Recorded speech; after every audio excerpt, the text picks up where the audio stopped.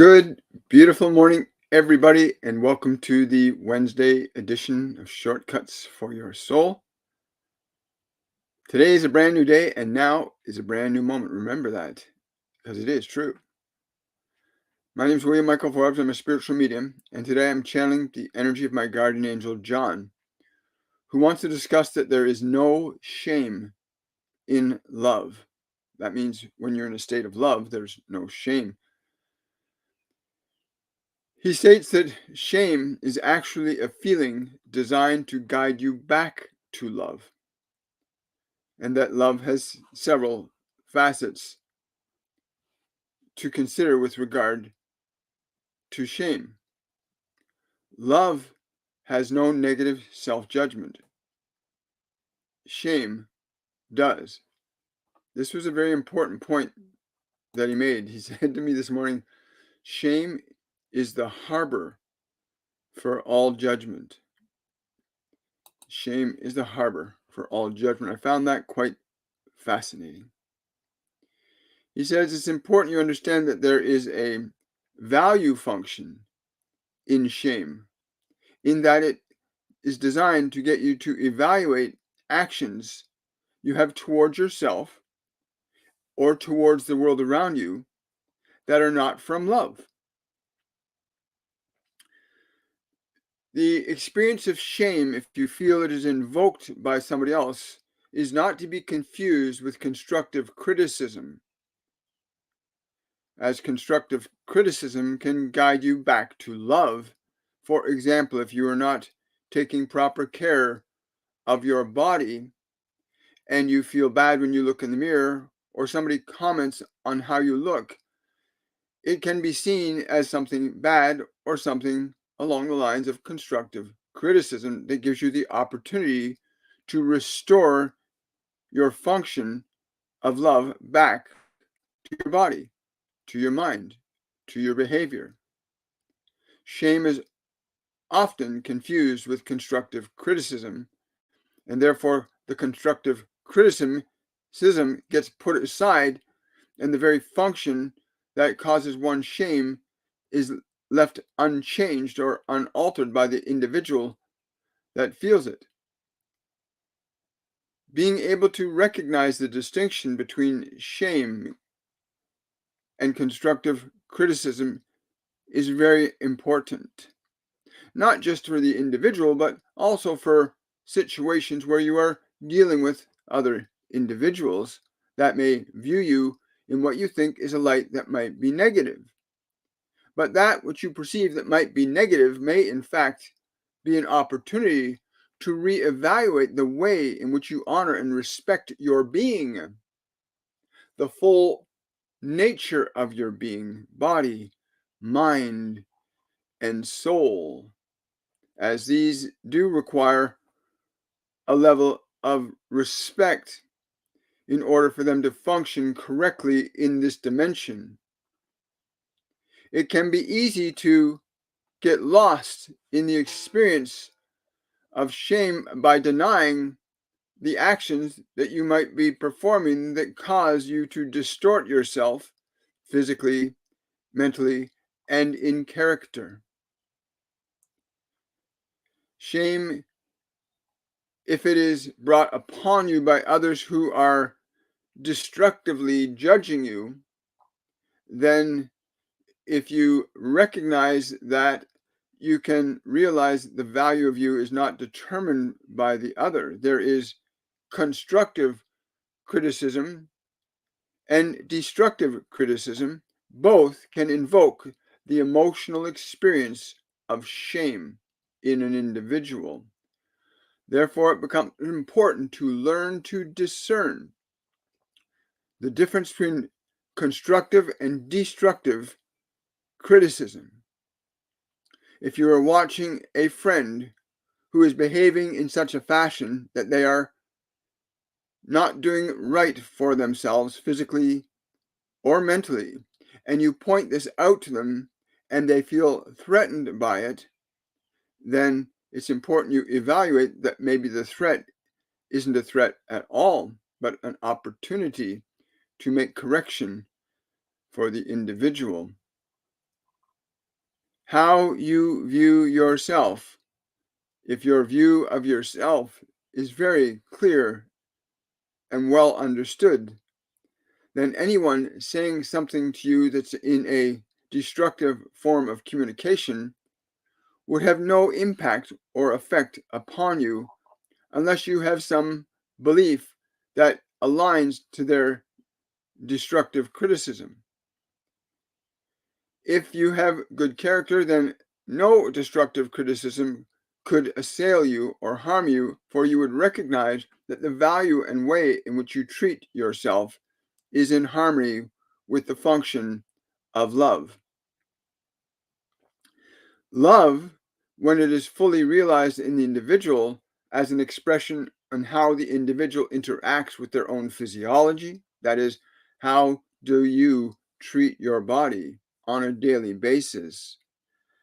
How do you treat your mind on a daily basis? If you are treating your mind and body through a deliberate consideration, action of love, then your mind and body will be at peace even in the face of destructive criticism. If, however, you are not honoring and respecting the well being of your physical organism, your mental consciousness, then you will, of course, experience a lot of discomfort with either constructive or destructive criticism.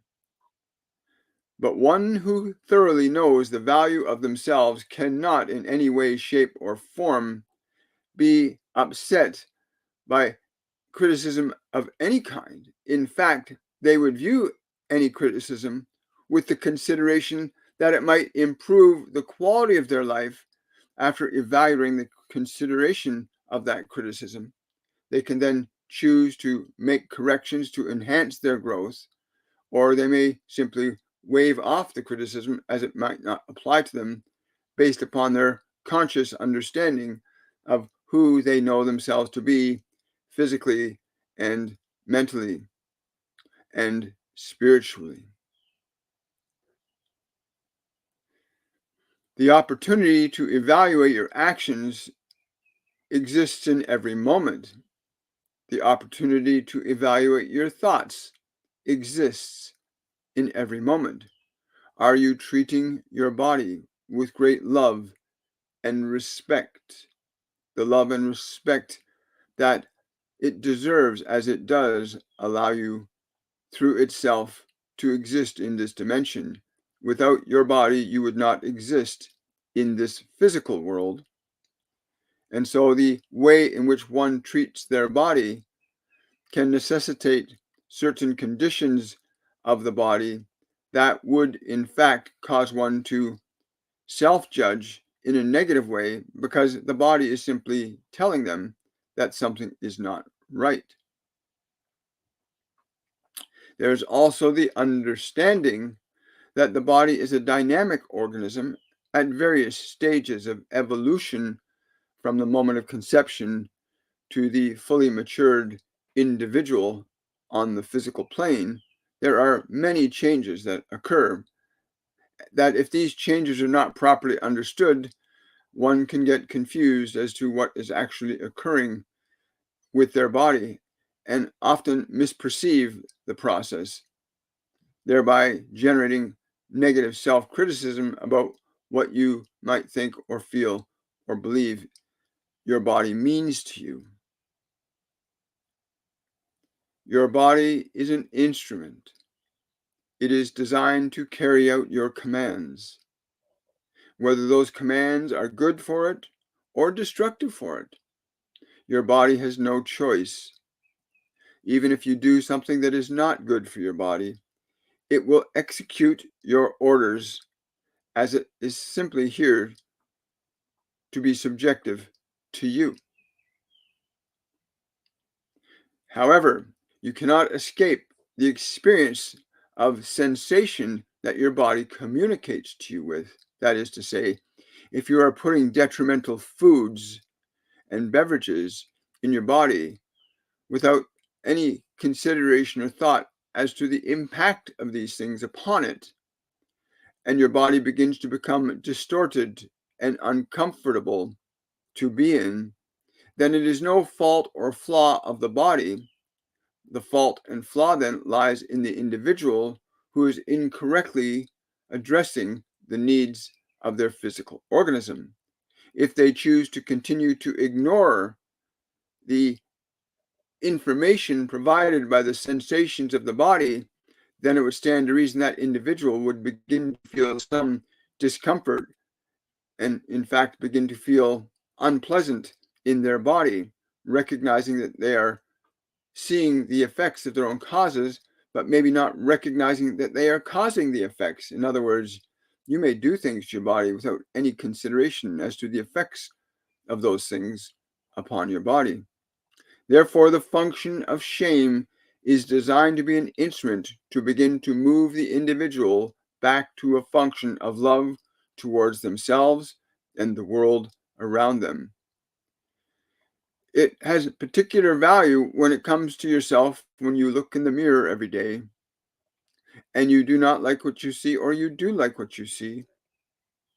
You will get to an understanding that the body can only communicate to you on the level of sensation, which is the level in which it resides in this physical dimension.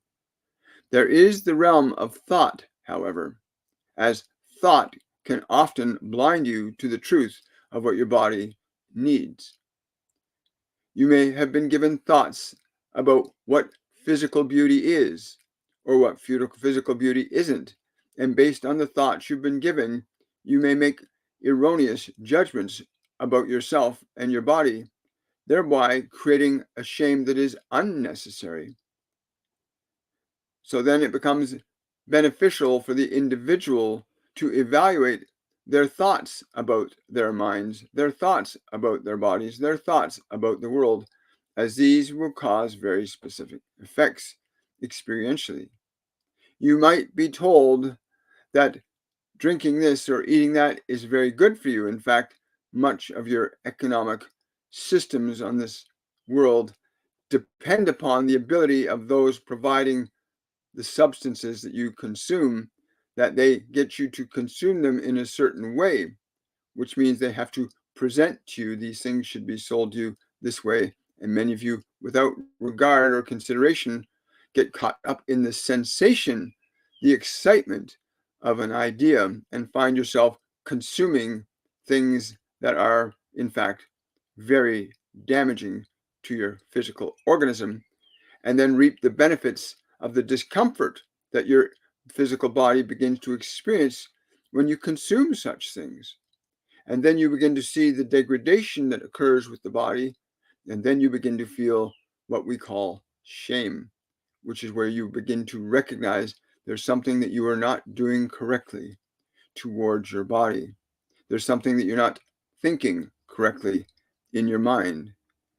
And I would ask that you keep in mind that over 90% of the thoughts in your mind are not even yours.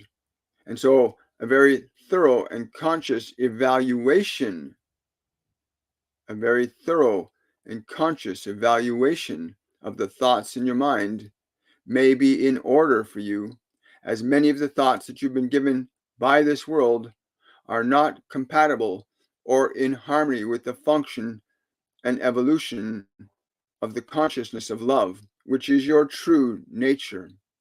To deliberately and intelligently evaluate the thoughts in your mind, to recognize not simply the thoughts, but where they came from and who gave them to you, and are they true? Are they beneficial? Are they rational? Are they valuable to you? It can be a very tedious process learning to reevaluate the thoughts in your mind, as you know your eyes have been stimulated with many elements in this world, magazines and entertainment and newspapers and images of all sorts, all kinds of visual stimulation that give you a perception based on that stimulation of what something may or may not be. Young individuals not being able to reason correctly upon the meaning or understanding of certain ideas or information may simply just accept them, and accepting them may not be compatible with their true nature. To tell a child that they are a certain way, for example, when they have not demonstrated they are that way, would be to put an erroneous belief in their mind about who they actually are. It becomes very important to evaluate your thoughts, to consider their sources. Every thought in your mind, every word from your mouth, everything in this environment that you call the physical earth, emanate from two frequencies of energy. One is the frequency of fear, the other is the frequency of love. Now, the function of shame, as I have said earlier, has the value and potential of restoring you back to love. For example, if one is eating very bad foods for one's body and the body has become distorted because of such a thing, then the function of shame might have the value of encouraging that person to alter or change the consumption that they direct their body to perform, as your body will and must follow your commands, whether what you are telling the body to do is good for it or not. The body is an instrument subjective to you and your will. Even if it is detrimental to the body, it will carry out the act. So consider, when you look in the mirror at yourself, do the thoughts that you have in your mind about what you see in the mirror, did they originate from you? Did they really originate? Your ideas, your information, did they really originate from you? Conceptions of beauty and vitality can be both beneficial and detrimental, as one's definition of beauty might need to be considered in the context of their unique individual situation, as every single individual in this world is unique and distinct, priceless and precious. But each and every individual physical body has very precise and specific rules under which it can exist most effectively and be of the best possible service to you in the function of your experiencing the process of learning creation in this physical dimension. You did not come into this realm to suffer. You came into this realm to learn the function of creation. You are a function of love. Your body is an extension of your mind, and your mind is a product of your environment for the most part. As I said earlier, 90% of the thoughts that pass through your mind are not even yours. If you took the time to evaluate and consider what you truly want to think versus what you are being told you should or should not think, you'd begin to discover that much of what you are being told is useless or pointless to give your attention to and does not serve the evolution of your own consciousness. It does not serve you necessarily in the manifestation of your purpose, as you can be distracted by information and ideas from other individuals. This process of understanding the value of shame from the perspective of its constructive nature is the primary reason I chose to have this communication today. That you understand that the value function of shame must be understood as equally as the destructive value of criticism needs to be understood. There is a distinction between constructive and destructive criticism. And while both might invoke the vibration of shame, with the process and capacity to evaluate what you are hearing, unprejudiced by the information you have in your mind, that is to say, you've evaluated your mind enough that you can simply hear something and hear the truth of it. You are not looking too well. Are you eating properly? Somebody might say to you, and you suddenly feel uncomfortable because you realize when they ask you that question that you have not been eating very well. You've been drinking your Coca-Cola and you've been eating your candies and you've been doing these things that are detrimental to your body.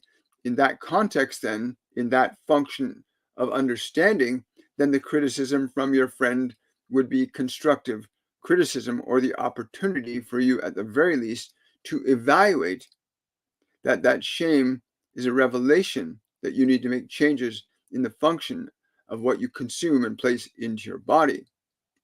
The same is true on the realm of the mind, that you can be given thoughts. Someone might say that you are beautiful, and you feel very uncomfortable when they say that you are beautiful, because their value of beauty and your understanding of it might be two very different things. You might be comparing yourself to a magazine cover in your mind and thinking, oh, that is beautiful, which makes me not beautiful. And I would simply say to you, quite sincerely, that the process of evaluating what is in your mind becomes imperative if you wish to utilize the value benefit to the function of shame in your consciousness and in your life. Learning to make the distinction between constructive and destructive criticism becomes very important, while also being able to be mindful that there are prejudices in your mind that may prevent you from recognizing the constructive nature of criticism, the constructive value of shame, as this can be of great benefit to you if you have the opportunity that you can say, oh, I'm drinking too much Coca-Cola. Or somebody says, do you drink that all of the time? And you feel very, oh, it's a value for you then. It's a constructive process inside yourself that says, oh, I don't feel good about them saying that. I don't feel good about the idea that I'm being confronted with the idea that I drink Coca-Cola too much. And so you can then make that a constructive element of criticism and make corrective action to stop pouring toxic substances into your body. The same is true on your mind, that you can pour toxic thoughts into your mind or have them poured into your mind by your environment. And it becomes very important that you awaken your evaluative nature, the part of you that can evaluate a thought, its meaning, and its function. There are thoughts that are distinctly destructive and thoughts that are distinctly constructive, just as there is criticism that is distinctly destructive and criticism that is distinctly constructive. Whichever it is for you, you must evaluate your mind very carefully to ensure that what you have in your mind is of sound value for you. Be careful what you let in your mind.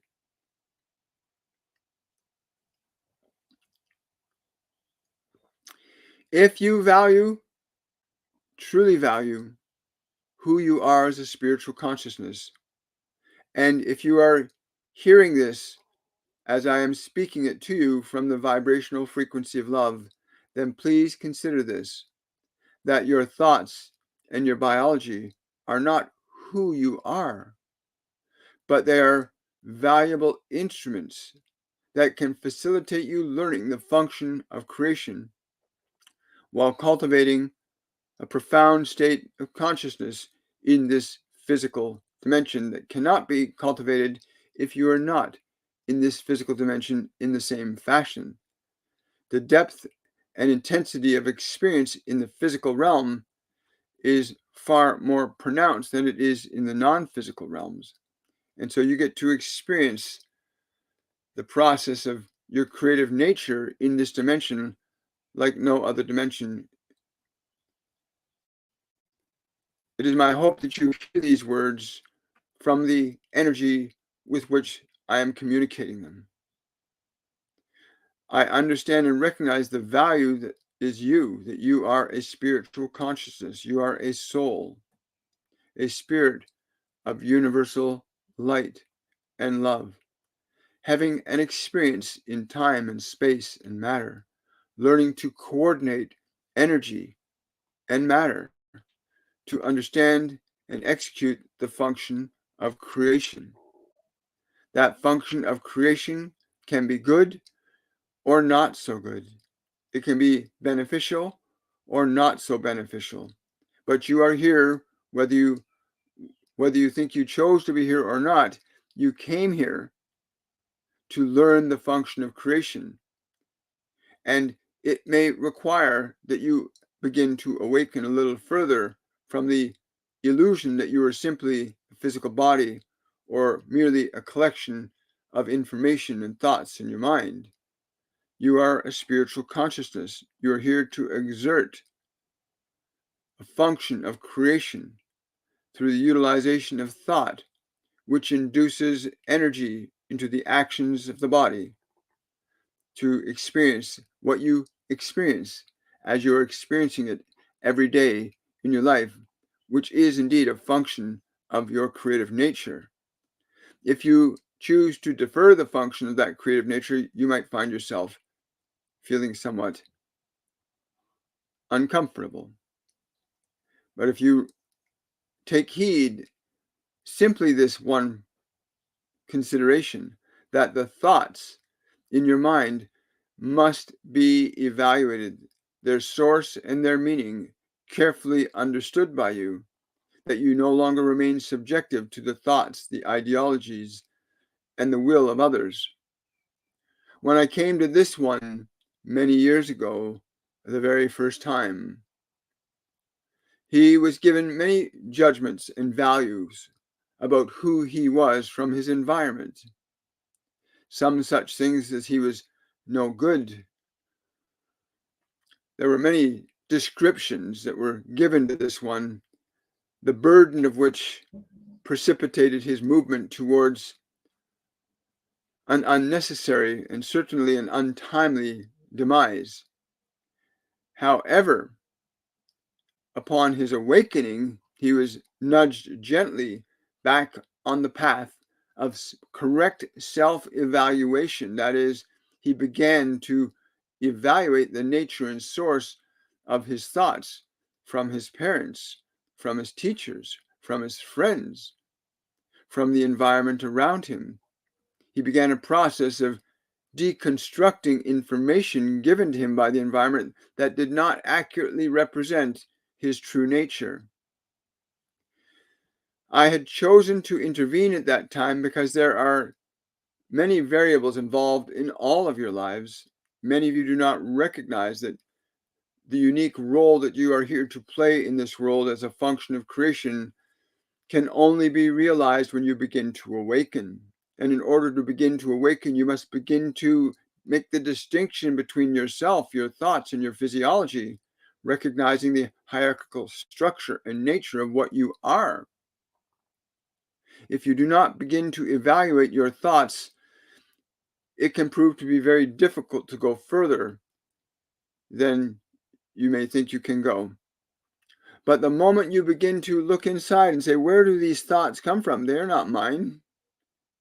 What thoughts do I want to have? I do not wish these thoughts. These are not my thoughts. These are my mother's thoughts. These are my father's thoughts. These are my teacher's thoughts. These are the TV shows I watch thoughts. You must become very mindful, for there is a great sense of disappointment when one recognizes or realizes that they are not on track with becoming who you are here to become. And you are here in a very dynamic and integrated way with this entire system of this planet. Every one of you is intimately connected to all that is in this dimension. And therefore, the realization of your function, your purpose become very important for the betterment of yourself and this human condition in this world. You have such a delightful opportunity while you're in the body that you're hearing these words through. You have a very delightful opportunity to begin the process of remembering who you are, of sorting the wheat from the chaff out, so to speak. That is to recognize that your mind is yours and it must be kept sacred, that you can get rid of thoughts that do not serve you. You do not have to remain stuck in old emotional conditions, repeating memories in your mind over again and again, simply because you do not understand how to articulate your mind to function exclusively under your direction. Many of you find yourselves subjective to your mind simply because you've been conditioned by the environment to be subjective to something outside of yourself. Therefore, how can you possibly assert authority over yourself if you've deferred that authority to the environment, to others around you? You must reclaim your authority, that you might begin the journey of moving yourself back onto the path that is meant for you, the one that you chose before you came into this physical dimension. That journey still is within you. It lives deep in your heart, and it can be realized and actualized with a few simple and easy to follow steps that will allow you to regain and reclaim the kingdom of your life, the function of your purpose here, to reclaim vitality and strength in both mind and body, which then brings forth the revelation of your purpose and how you will impact this world in a way that is unique to you. The discomfort that many of you feel that you do not know what your purpose is simply because there's a process of evaluation that has not occurred. You've not considered, weighed, or measured the information in your mind and its effect upon your creative process. If the mind lays unexamined and unevaluated, then you will be bound by the contents of it and feel like you're being dragged through your life with no sense of control. And that is certainly a very good way to know when you are subjugating yourself to what the world has conditioned you to believe you should believe. You feel like your life is out of control. You feel like there's nothing's going to change. You feel like you don't know what to do with your life. That is because you have ideas and information in your mind that go against who you are as a spiritual entity. And that upon the process of awakening, when you begin to awaken to who you are, to the ability you have to change and transform your mind and bear witness to the change and transformation that will happen in your world, do not underestimate how exquisitely valuable your presence is in this world. No matter what your current positioning in this dimension is, each and every one of you, upon awakening, can begin the process of fulfilling your destiny. Recognizing that your destiny isn't what you've been told you are supposed to be. Your destiny is actualizing and expressing what you already are, which is a function of love. The many facets to that expression of love are important, whether you are a writer or a poet or a gardener or a farmer or a teacher. When you understand what it is that gives you joy, and you get rid of those things in your mind that steal your joy, that do not let you see yourself as you truly are, because much of what many of you have in your mind has been given to you by the environment, and much of what's going on in your environment is not very productive right now. So you find yourself struggling between what you see out there and what you have in your mind, both of which are confusing to you, because most of what is in your mind is not yours. And so you must begin this process now. If you wish to awaken, you need to begin the process of examining the thoughts in your mind and from where they came. You'll be quite surprised that many of the thoughts that you think you are no good, or that you are to this or you are to that, came from the world around you, came from your entertainment, came from your games, came from your so-called systems of education. Much of what you think is not even yours and does not accurately represent you. And if you hold so much inside yourself that does not represent you, how can you remember who you are? You must embody the essence of thoughts and ideas and beliefs into your mind that fully represent your true nature. And to really understand your true nature, you must begin the process of differentiating yourself from the contents of your mind. You must begin to honor and cherish and respect the physical organism that allows you to be here. You can examine what you do to it every day, or what you do not do to it every day. But if you choose to leave unexamined how you treat your body and what you have going on in your mind, if you choose not to participate in being the orchestrator of what happens in these two organisms, then you will tend to feel out of control, like driving in the back seat of a vehicle and nobody's behind the wheel and you're going very fast. But that does not have to be the case. The moment the process of evaluation begins, it's like jumping into the front seat and grabbing the wheel and taking and seizing control over your own life, because you understand there's more to your life than what you may be experiencing, and there's more to your life than you may have been told there's supposed to be. You are not here by chance. You are here by choice. You are a creating intelligence. But jump into the front seat of your life. Begin the process of evaluating the thoughts that you have in your mind and from where they came and what those thoughts mean. Are they beneficial to your body? Are they beneficial to your communities? What you hold in your mind, you will embody in your world. And you can change what is in your mind and change what you embody in your world. Shame is a simple mechanism that gives you the opportunity to pay close attention and evaluate, are my thoughts, are my actions towards myself, my body, and the world around me? Am I performing these actions, these thoughts in a way that are beneficent for my body, for my mind, and for my world?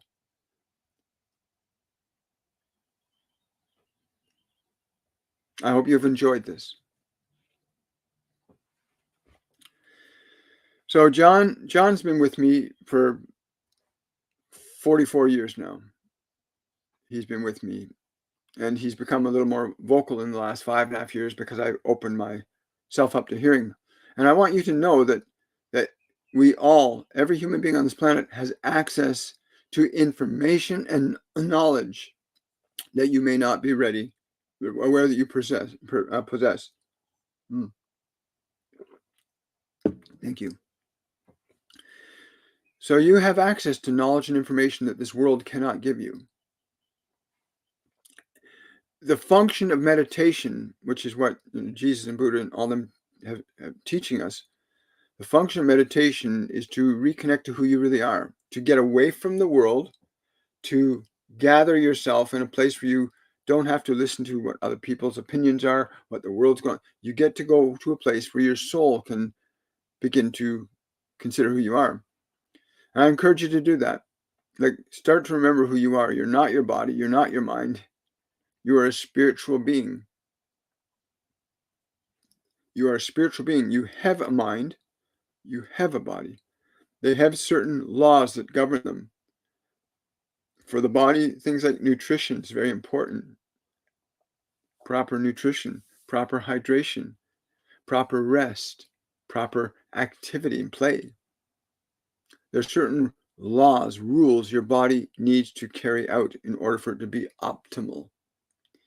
And there's a lot of confusion in this world about what is optimal, right? Like what you were saying earlier about, we get some things that advertising and things about foods and places to eat that might not be compatible with your body, but it gets sensationalized and you find yourself going, oh my gosh, having a happy meal, right? Or things go better with Coke. Ideas that will mislead you or the unaware person, the one, especially young children who can't evaluate the meaning of information initially, suddenly hear, oh, cornflakes taste great, right? Tony the Tiger. And now you have these children that are suddenly desiring things because information being given to them misdirects them into believing that something that is bad is good. It's kind of funny about that, eh? Because in Christian mythology, they talk about, in the Bible, they talk about the day will come, in the final days, the day will come when that which is right will be wrong, and that which is wrong will be right. That which is true will be false, and that which is false will be true. Things will be very confusing. And that's what we're seeing happening on the planet today. I'm honored and privileged that I have the opportunity to thank you, John, for being present with us today. That we have this opportunity individually and collectively to really change what's unfolding here in a profound way. They've been talking about to us in these last few weeks about there's suffering, for example. There's no real value in suffering, except when it directs you to take actions. Like if you got a sliver in your hand, then it's beneficial that you pull the sliver out. There's situations where you might be feeling discomfort and pain, but that discomfort and pain may be directing you to take corrective action. But suffering and things like that are not necessary once you understand enough. Anyway, I'm grateful to be here. Let's see what we got going on question-wise. Hello. Good morning, everybody. Hi. Super chat here from Rainbow Warrior Patty. Any important and relevant messages from my guides, angels, or spirit that will benefit me that you can share? That's a great question. The words I'm being told to give you, Patty, is refinement. Refinement. Refinement. What do you mean by that? In the areas where you most intimately seek to realize the fullness of yourself, go deeper still into the refinement of the body. So it is a worthy place in which God can live. Make sure the halls of your mind are clear and open, that you may hear and see the truth when it comes to you. Allow yourself to commune with the divinity that you are within yourself. Allow yourself to commune with the divinity within yourself. Refine these practices: meditation, nutrition, playfulness, thoughtlessness. And we say thoughtlessness because it's very important that you learn to be thoughtless in your mind, that you can be aware. You want to get the thinking and remembering mind out of the way, that you can begin to perceive your life as it truly is, and therefore your function. Wow. Thank you, Patty. That's a great question.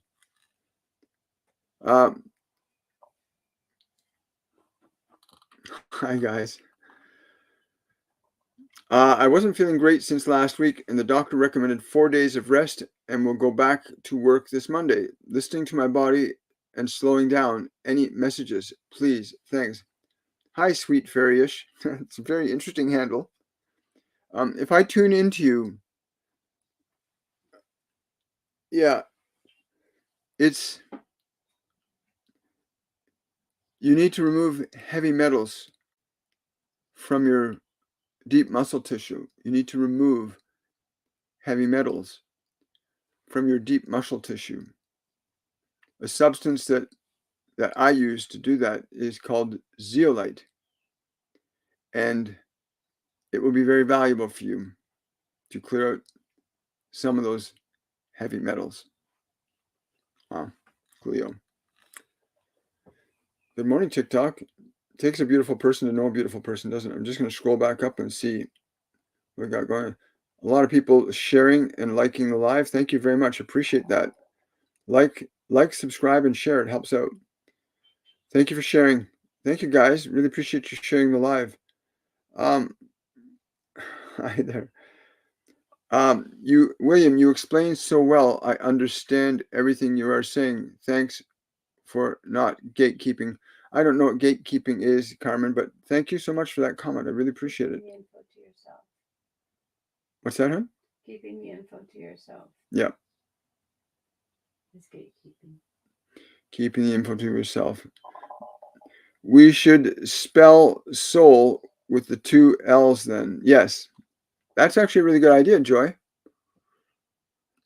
Because soul is an acronym for Spirit of Universal Light. Because if you're made in the image and likeness of God, then you're divine light. Spirit of Universal Light, right? And love, because God is all loving. I mean, there's the opposite polarity. But if God is everywhere present, then that's another discussion. I'm going to have to ask them about that. Why this contradiction between hello, William, and everyone. Please send me positive vibes, as a coworker is draining my energy.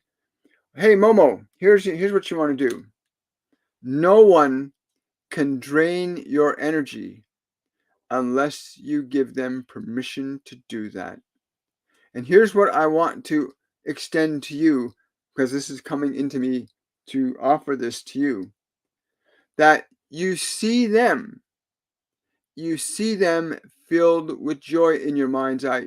Look at them being happy, and look at yourself in your mind's eye as being happy about them being happy. This will result in you amplifying the frequency of joy in your body while projecting that energy into the environment, particularly this individual who's draining you. No one can drain you unless you show them where the plug is. Understand, what you believe, you shall experience. But see them in their joy and see yourself in your joy, and do this today. Do this today. Wow. Super chat from Amanda. Hi, Amanda. Thank you. Hello, William. I've been going through the motions this week. Anything from my guides?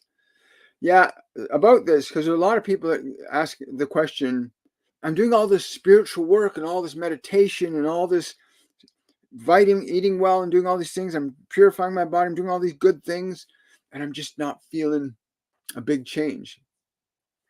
What Master Jesus told me about that, he said, there's a point in the process where you go through this place called the desert. It's a metaphorical, experiential place where you are perfecting your body, you're perfecting your mind and your character. You're seeking to realize and be the best version of yourself you possibly can. But not much is changing around you. That's the point. It's like when a woman first gets pregnant, she doesn't really notice. You don't really notice it at first. Don't really notice much. Not much going on, right? There's not much going on at all, except the door just magically opened. So there's not much going on. But she realizes all of a sudden, usually around the end of the first trimester, that something's going on. Something's going on. So be patient. Be gentle. Be persistent, because you're going to cross the desert. We have one of our students who's in our 104 masterclass who was having great difficulty in her meditation. She kept what we call falling awake. A lot of people, when they first learn to meditate, will think they fall asleep. We don't say, no, you're not falling asleep. You're actually falling awake. You're just leaving the mind and body so perfectly that you're not retaining. Your mind and body can't remember or experience what's beyond them. So when you leave your mind and body and you come back to it, if you've done so, your mind and body have to be trained by you to remember. So this student has been trying for quite some time to figure out, where am I going when I fall awake? That means the body's in a state of sleep, the mind's in a state of sleep, but she's off somewhere.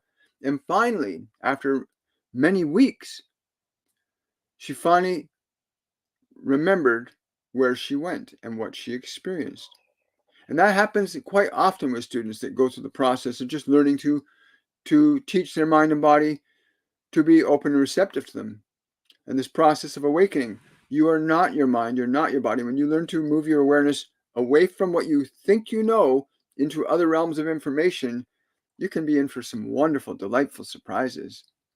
It's really wonderful. But that's basically for you, Amanda. Be patient, because you're coming through that process where you're suddenly going to realize, oh, there it is. So don't underestimate the power of your persistence in meditation and proper eating and grounding and hydration, proper thinking and correction. They will all add up. You put the seed in the ground, you don't necessarily see the seed in the ground right away, right? So for those of you that choose to embark on the journey of awakening, I highly recommend you take our Masterclass 101, which begins in about 3.5 weeks. And you will learn to meditate. You'll learn to connect to your guides, your angels, because the information you need to get might not be able to get it from this world. In fact, most new human innovation doesn't come from this world. It comes from another place of consciousness that downloads information into the individual's open and receptive to receiving it. But in your process of awakening, learning to change your lifestyle, your diet, what you eat, how you sleep, meditation, hydration, grounding. These are all things you need to learn. Your body has certain needs that, if not met, the body will get dysfunctional. Your mind has certain needs that, if not met, your mind will get dysfunctional. And the needs of the body and the needs of mind are vary in their function, but they're also intertwined. Our masterclass 101 is called Awakening for that purpose. Excuse me.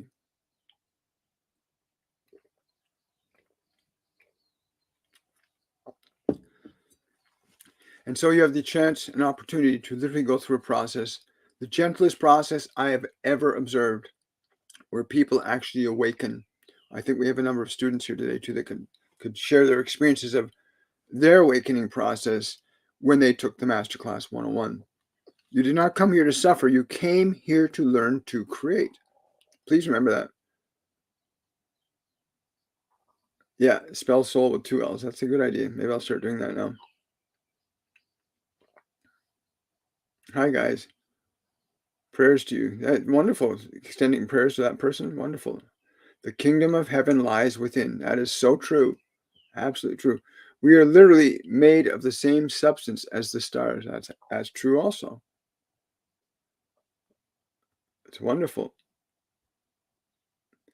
For those of you who are just arriving here or you're new here, if you have a question, consideration, please don't hesitate to put it up on the screen. If you have a question that is personal and you do not want it to be answered publicly, you can use the Linktree link on my TikTok bio or below any of my YouTube live videos. You see it in the description box, the Linktree link below the description, and you can use that to ask a single question for a small donation. We try to get, I've been instructed by my guides and angels that we are to do this the way we're doing this 3 or 4 times every week. And we answer many, many questions. So we also do paid readings. So you can also book a reading with me, have a one-on-one session, because when you ask a question here, you're only going to get a sliver of an entire log, because a single question just opens the door, right? Just turns the handle. So when you ask a question, you're turning a handle, but the door doesn't open. If you book a reading with me, that door will open. You get that flood of information that I have got coming into me when you ask that question. And as some of you know who've been here with us for a little while, you've seen how that can happen when somebody asks a question here, and we get some wonderful questions, and information just flows. It's beautiful.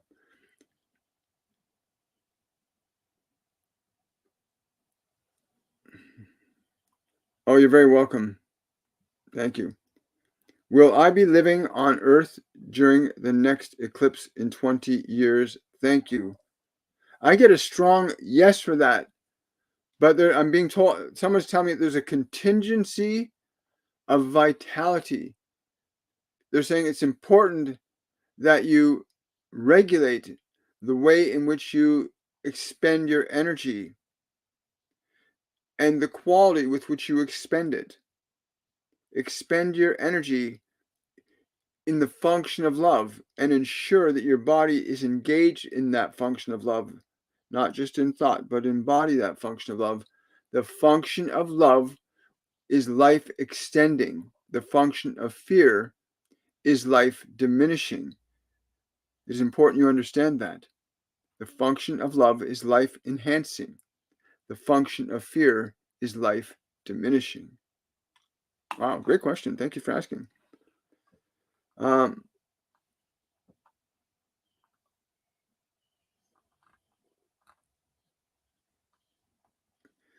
Question: when a headache comes all of a sudden, pounding headache, what is happening? Okay, for those of you that are getting things, mysterious symptoms like headaches, onset of fatigue for no apparent reason, you haven't been eating, you're not eating processed sugars, you're not eating processed foods, but you're still getting these weird symptoms. When that happens, go out and ground. Get your feet on the earth, put your hands on a tree, let your energy electrically reconnect. Headaches can also be a product of dehydration. But ultimately, the sun is transmitting to all the planets in the solar system what we call ascension energy. There's a process of transformation upgrade happening right now, or at least I should say, a process of potential upgrade happening right now, as the energy will feed what you hold in your mind. If you hold anger and fear and judgment in you, then this energy will amplify that. If you hold joy and compassion and kindness, then the energy will amplify that. But for you, Rue, go out and ground and drink a bit more water. But these ascension energies, the other step for you too, they just told me, said also to tell him to meditate. So that's really important too, meditation, because you can put your mind and body into a state where it can receive and integrate these energies very differently than when you're going through your day-to-day motions of life, right? Very exciting. Can you tell me which archangel is flipping my tarot cards, or is it a bad energy stuck on Earth? No, it's not. It's Archangel Michael's playing around with you. He says he's been using the point of his sword to slide the cards over like that. Yeah. Wendy's asking question: What does the mind need to be? What does the mind need to be functional, healthy, vibrant, and connected to your soul? Great question, Wendy. There are three things that your mind needs to function in a healthy and beneficent fashion. The first thing is clarity. That means you have your mind not thinking all the time, that you are aware of the thoughts that you hold in your mind. Release the ones that do not serve you. Release any thoughts that do not serve you or benefit you. By releasing thoughts that do not serve you, you can replace them with thoughts that will. But meditation is perhaps the most wonderful practice through which you can begin to establish a peace of mind that cannot be disturbed or assailed by the world, a peace of mind that cannot be harmed or diminished by the world. This can be cultivated through meditation. Other things that the mind may need is a healthy body. As if your body is not healthy, it will communicate its discomfort to the mind, and that can cause irritation in the mind. So thoughts that are beneficent to you, a healthy and vibrant body. These are the two things in meditation. To train your mind to be quiet, to be still, to be peaceful. You can train your mind to be quiet and still and peaceful, just as you can train your body to eat the right foods and drink the right drink and play the right play. Well, thank you for that, Wendy. Really appreciate it. Got a super chat from Van Twinkle. Thank you, Van Twinkle. Can John give clarity to the statement where two agree, I am there? When two, the statement he's saying, the statement you're quoting is from what you call Christian mythology. When two or more are gathered together in my name, I am present. When two or more are gathered together in my name, I am present. It's the recognition that you may encounter other individuals that, if they are in a position of sufficient consciousness, that you may energetically and visibly interact with each other and see the divinity in each other, to see that the God in you is also the God in them. It is a very wonderful moment when that happens, when you look into the eyes of another and see the divine in them, as equally you have a mind, you have a body, and you are a soul. Two or more gathered together in my name, in the presence of I am, to bring your mind and body under the loving authority of your soul, so that in such a practice as meditation, You bring your mind and your body in alignment with you, in stillness, in an expansion of the self, then you can realize that you are one with all that is. You are one with the divine. Oh, thank you. Oh, you're welcome, Tara. God bless you too.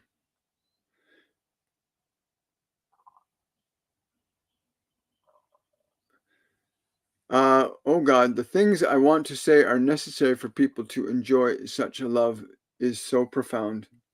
That's beautiful. I love that. I felt that from you. Thank you. I'm experiencing pain in my upper back. What does this stem from and how to heal it?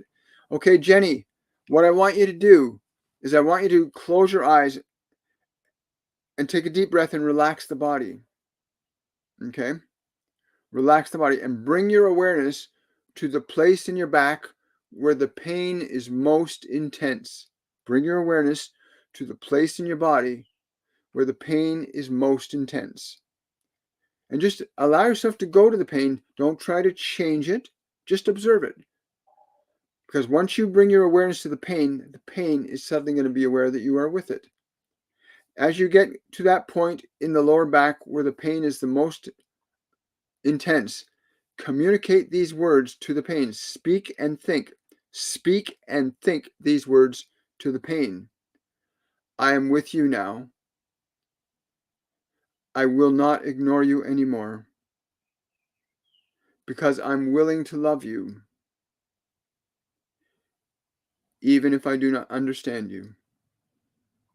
And repeat those words several times. I'm with you now. I will not ignore you.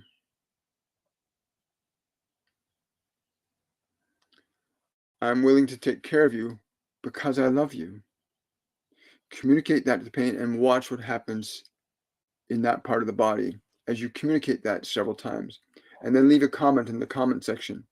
Also, if you want to go into the deep causes of that, the real, what actually brought that into your physical life, you can book a reading with me. Go to my website, williammichaelforbes.com, and book a half hour or 1 hour reading with me, and you'll get what you need and much, much more.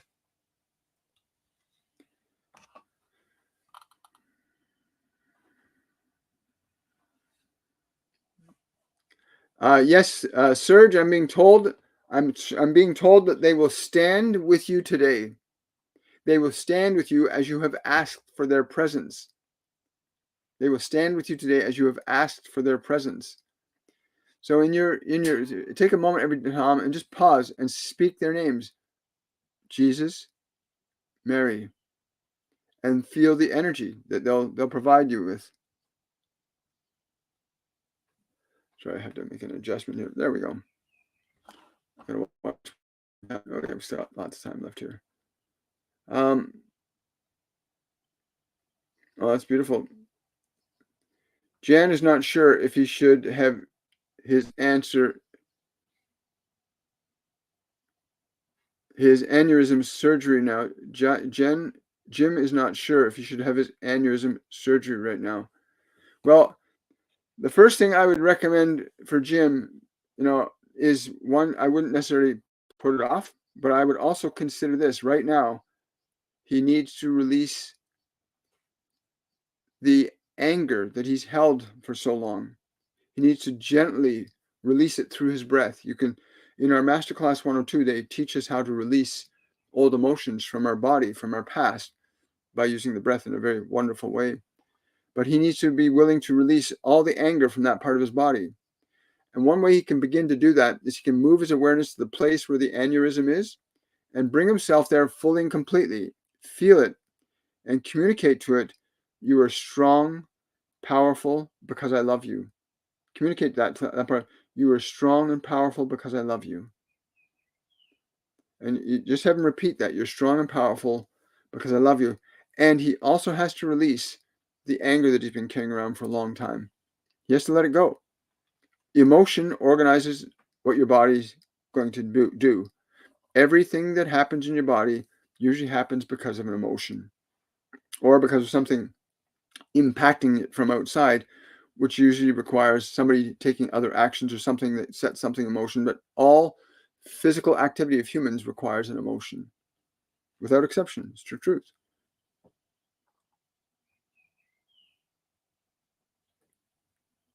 Pain in arm and shoulders depends on what shoulder and arm it is.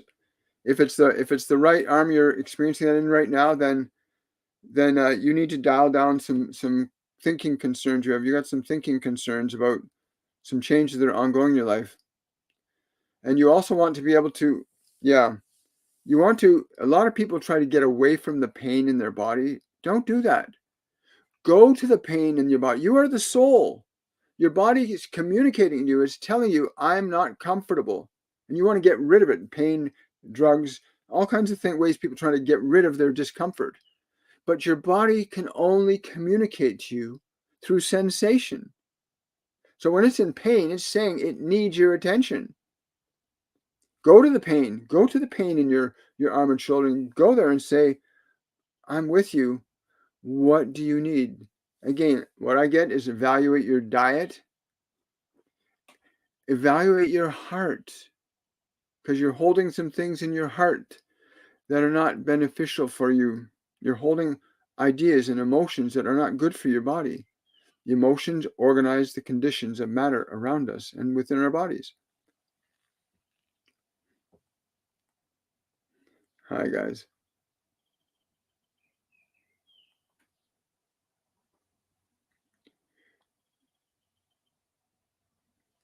Someone said, do you have any message for me? I've been feeling really sick for the last couple of weeks.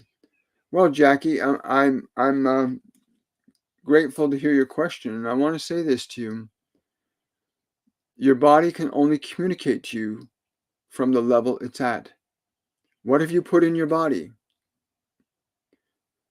Number one, because things affect the body. So what you eat, what you do with it affects it.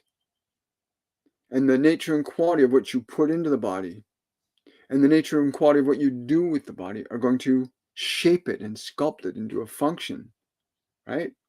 Your body will be sculpted into a shape and a function. And I would really, really encourage you to get close to that part. Again, I'm being told hydration is one of the things you need to focus on. Proper hydration. You need to, if you don't have any Celtic sea salt, get some Celtic sea salt and put a few grains in your water with every time you drink water. Yes, but your heart center really needs some healing. Again, I'd encourage you to book a reading with me. There's a lot more information here. I don't want to get into realms that are too personal for you in a public forum. It wouldn't be fair.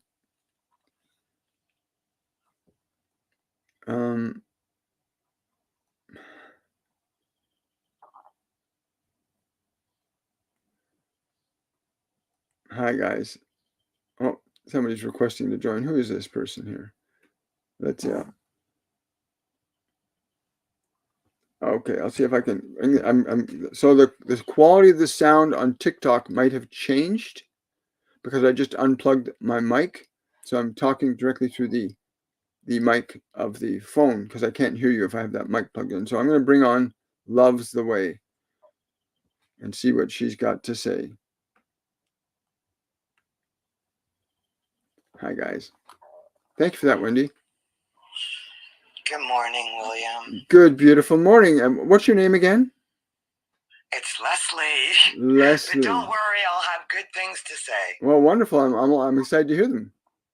Okay, so you remember when you said that the divine was looking for proof of divine activity? Yes. Okay, somebody once asked you how they could have their houses better fitting for the people. I didn't think much of it. You had said for him to talk to his ancestors and to send love to his ancestors. The other day, I lit a candle for new employees of that house in healthcare to make way for the new people who would treat the people properly. And the next day, I had this incredible realization that there would be people, the children of the world, would be able to be treated in a much better position in that house. And it felt like the ancestors had directly given me a way to help that man. Wow. That's beautiful, Leslie. I know how long you've been working on this too. You've been at this for a while. It's wonderful. Do you think that that man heard the message? Absolutely. That's wonderful. Absolutely. Do you think I can be friends with him ever? I get it. I get a yes. If you're willing to interact with, you need to interact with his higher self first. Yes. You need to connect to his higher self first and make that request directly of him. I love you so much. I want the best for you. Did he hear me? Yeah, I did, darling. Thank you so much. He heard that. Thank you so much. Thank you for coming on. Thank you so much. You're welcome, Leslie. Thanks for coming on. Have a wonderful. I will. Go listen to that song Mother Mary sent. Okay, will do. Thank you. Okay, bye-bye. Bye-bye. Well, it shows you just the things that happen through these guys when they channel through me, when they answer your questions. Miracles are natural phenomena of engaging an energy greater than your own limits. And all of you have access to this intelligence within you that can perform what are natural. Miracles are natural phenomena of engaging a consciousness with no belief of limitations. I'm so happy for you, Leslie, and for that gentleman that you'll be connecting to. That's really wonderful. Yeah. Yeah, if you do want to come live on TikTok, you can send a request, but please make sure you have a consideration, a question, or a request so that we can do that for you. And I think I can actually do that on YouTube too. Actually, I think I can. Let's see if I do this. So if you want to come on live on YouTube, I will put a link down here for everybody to choose. If you want to come on, Command V. If you want to join me live on YouTube, you can certainly use the link I just put there in the chat panel. If you have a question, a request, or a consideration, then please use that link and we'll have you come on and join us as well. Hi, guys. Good morning, everybody. Hi. Tiffany, wondering if my daughter is going to pass her economics class. She is terribly upset. Okay. Listen, tell your daughter this. Tell your daughter to talk to the upset that she's feeling. Tell her to talk to the upset she's feeling and tell her to speak these words to the upset, but tell her to speak or think these words in a tone of voice that sounds like she really means it. So tell her to turn to the upset and say, no matter how upset you are, you're going to do great because I love you. Those words, no matter how upset you feel, you're going to do great because I love you. And just have her stay in that and tell her to stay in that for a few minutes. And then when she goes to the exam, tell her to do that during the exam. Anytime that upset comes up, say, no matter how upset you are, you're going to do great because I love you. Now I'm going to bring somebody on here on YouTube. Rebecca. Let's see. Add to stage. Hello, Rebecca. How are you today? Good, good. How are you, William? I'm wonderful. Thank you for asking. Where are you from, Rebecca? I was born in San Francisco, but I live in Colorado because it's so beautiful here. Oh, I know. I just drove through Colorado a couple months ago, and it's just amazing. The mountains there, it was incredible. It's a wonderful place. Thank you for coming on. What's your question, consideration, or request? Okay, I moved here because I saw a light in the mountains, but I didn't see it until I got home. I looked at my photos and I was like, what? And it was like a light fog, and then it turned into a bright light that looked like a cross, but not really. It looked like a person, kind of. That's why I live here. Wow, that's amazing. Yeah. So my question was, am I on the right path? Yes, you are, and you need to ask that archangel to reappear to you. Tell him you're here to work with him. Archimedes? No, not Archimedes. An archangel. They're not telling me their name. Oh. which is unusual Ask because them. usually they'll give you a name, but there's an archangel that wants to work with you. Oh, You have so to, I need to. you have to specifically say, I'm here to work with you. You have to actually communicate that. Do you meditate at all? I'm here to work with you. I do. I do. I In your, meditate probably too hard. I'm not actually getting any results from my meditation. I can't find peace in my okay. home, I guess. Sign up. We got our Masterclass 101 called Awakening. It begins in about 3.5 weeks. Sign up for it. I can guarantee you that not only will you learn to meditate, but you'll begin to receive the information that you've been denied. Okay. Do that. But you sit in your meditation, communicate to the archangel. Again, I'm just putting a wall up in front of me, which is very unusual. In your meditation, simply say, whoever this archangel is, I'm willing to work with you now. Because you came there because the light called you. And you have a function there that cannot be realized until you connect to that light, because it takes you and this being to work together, because other people will start to come into play when you make that connection to him. Do you understand? Okay. What do I say to him? You communicate to him, I'm ready to work with you now. I'm ready. Just, I'm ready to work with you now. But speak out to the archangel that called me. I'm ready to work with you now. And the question Okay. I have for you, are you ready to work with him? Yes. Yes, I am so ready.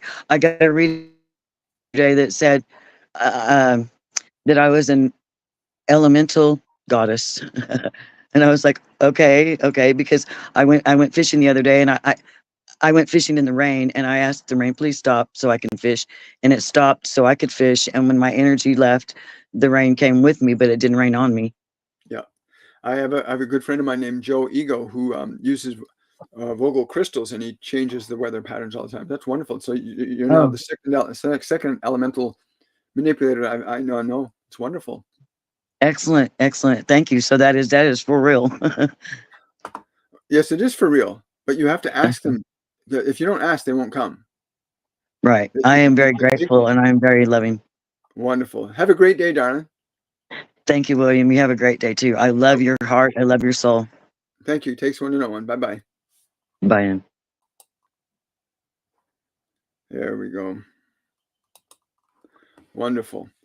So we got somebody else here on TikTok wants to come on with us. Let's see who they are. Oh, I think it's Star Bernice. I think we've had her on before. We're going to do Dark Till Dawn Oracle first. Wonderful. Dark to Dawn Oracle. That's an interesting handle. Hello, beautiful soul. What's your name and where are you from? I'm Terry, and I'm from New Brunswick, Canada. Well, hi, Terry from New Brunswick, Canada. Anywhere near Shediac? Yeah, probably about an hour away. Yeah, I used to go to Shediac many years ago. It's a wonderful place. New Brunswick's a beautiful province. What's your question, consideration, or request? Well, I've been getting obviously with my name on my TikTok. I'm an oracle card reader. I have trouble reading for myself, but I keep getting like all this stuff about like these opportunities coming for a career and stuff, and like these people, I'm going to be meeting these people that's going to help me with that. But it just seems like I'm kind of in a standstill, and I'm kind of getting scared that it's not going to happen. Okay. Okay. So yeah. So a couple of things. When you feel that fear that it might not happen, where do you feel that fear is in your body? Well, just in the pit of my stomach, I guess. Okay. So bring your attention to the pit of your stomach where that fear lives. And I want you to get as close to the fear as you can. And then I want you to close your eyes, and I want you to communicate these thoughts to that fear. And the thought I want you to communicate to the fear is this: no matter how afraid you are, what you need is going to happen. And communicate that to it 3 times. No matter how afraid you are, what you need is going to happen. And watch what happens to the fear and describe that.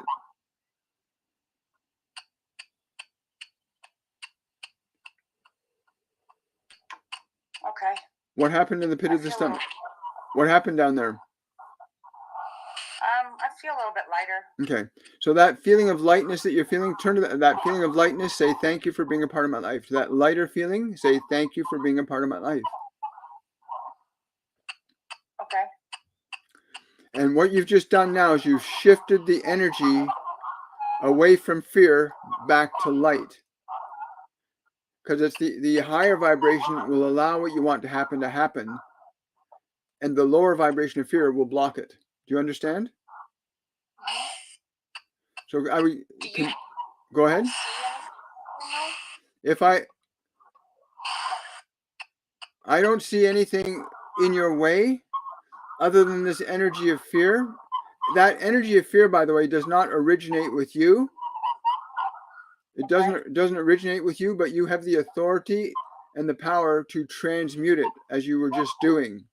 Once that fear is transmuted, the individual responsible for projecting that fear in your way will be gone.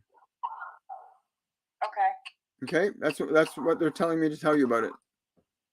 Okay, thank you. You're welcome, darling. Have a great day, and thank you for calling. Okay, thank you. Bye-bye. Bye-bye. So emotions live in our body and cause events to unfold in our lives. And they keep telling me this all the time. My guardian angel John said to me a few years ago, he said, emotion is the fifth state of energy, and it organizes all matter. It organizes subatomic particles. It organizes solids, liquids, gases.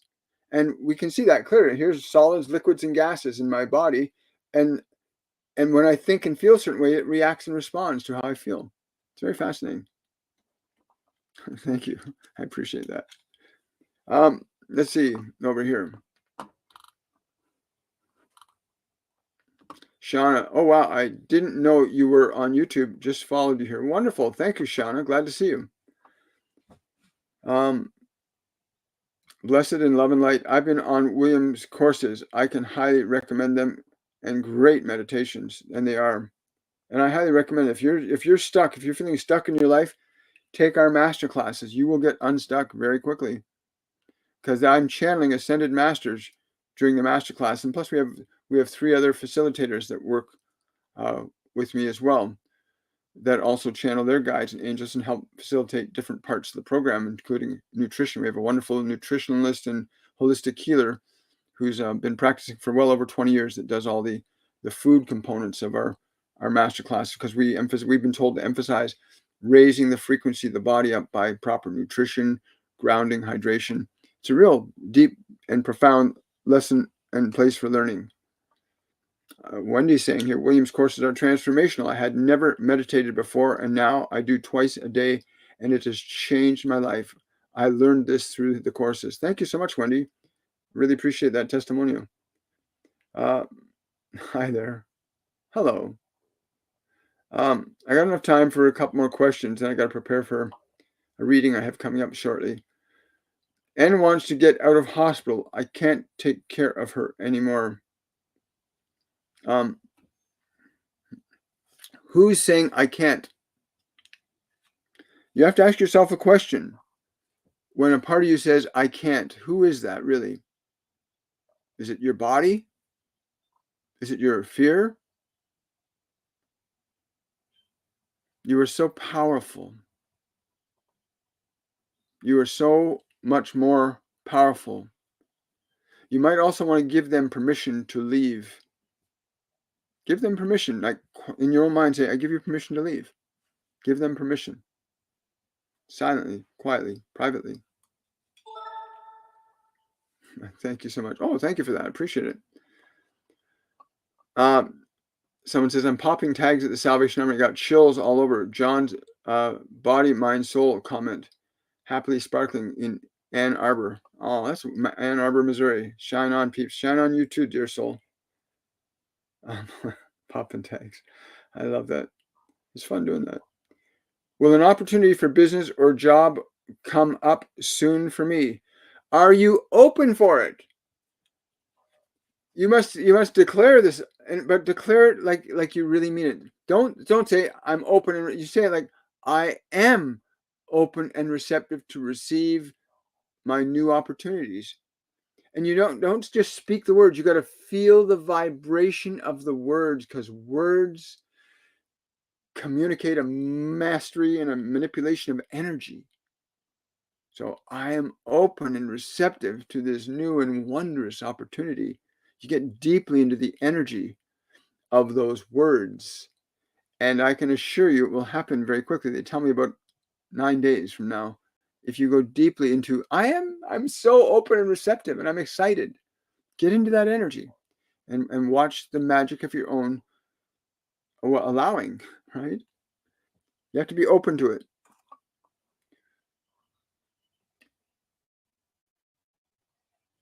Don't be sad. Don't be sad. Don't be sad. You're not alone. They're not, the sadness is their presence with you. I know it sounds contradictory. And this is something that's been said many, many, many times on the show. And we'll say it many, many more times, because there are a lot of people that do not understand the power of your being. That just because you don't have a body doesn't mean you don't exist. And your man still exists energetically. And if you close your eyes and put aside the sadness, you'll feel his energy, because your sadness is under the belief or the illusion, under the belief or illusion that he's gone somewhere. It's funny, as I'm saying this, 2 doves have just landed out there on the shed, and they're sitting side by side. So he's right by you, just letting you know that, okay? So put your sadness aside and feel his energy around you, because just because he doesn't have a body, that just means he can't touch you physically. But if you allow yourself to feel his presence, you'll feel his energy. It's never left you. He's stayed true to you, right? He loves you very, very much. Thank you.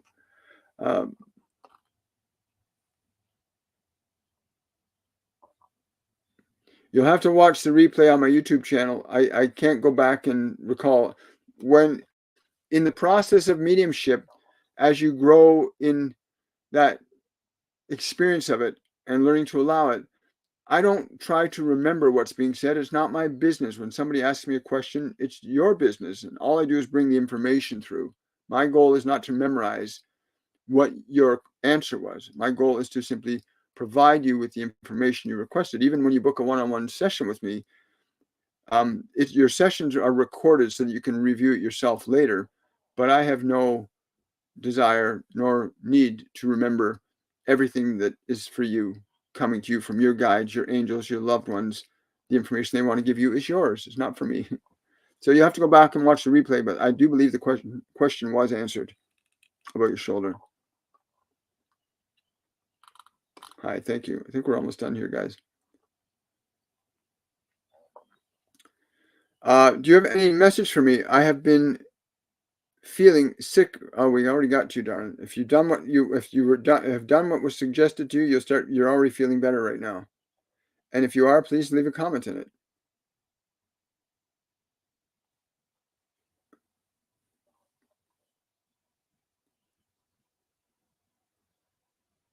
Will I get recognition and respect for the Native American regalia I make?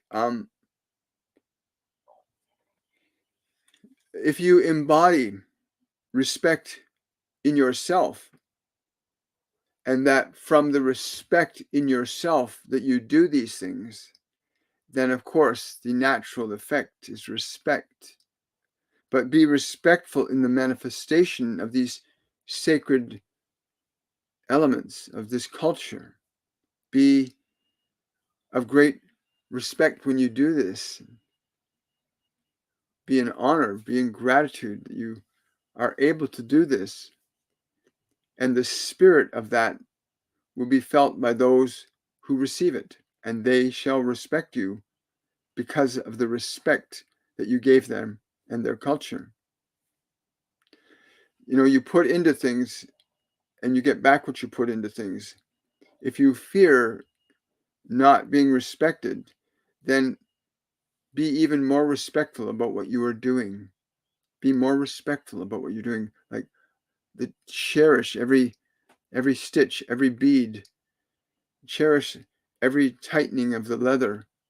Cherish every part of it with the delight and the love that you have for doing this. And that love and delight in doing anything is a form of great respect. Love and delight in what you do is a form of great respect. I see YouTube, we're down to 15 people. So I'm going to say goodbye to YouTube today and take a couple more questions on TikTok. I love all of you guys on YouTube. Thank you for supporting the channel. Thank you to my patrons for supporting me through Patreon. And thank you for those of you that submit donations through PayPal. I really appreciate that. Have yourself a good day, YouTube and TikTok. We will remain with you for a few more minutes.